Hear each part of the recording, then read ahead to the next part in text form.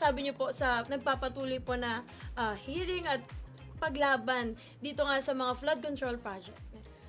Okay naman yung pag-go after yung fishes generally. Pero yung gusto natin, big fish ang mahuli.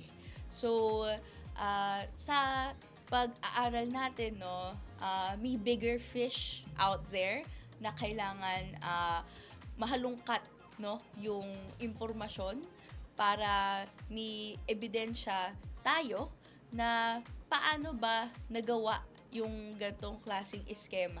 Bilyones in flood control project funds in the budget ay naibulsa or nagawa ng paraan para pambayad ng mga mansyon o kung ano man.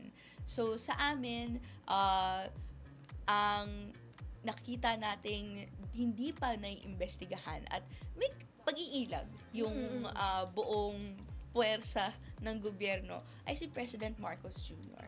And even yung mga cabinet secretaries na nasangkot na in various testimonies, pero hindi pa rin napapatawag sa Senate hearings, hindi pa rin nakakasuhan, at wala pa ring update tungkol sa kung paano sila tinatanong tungkol sa issue na to.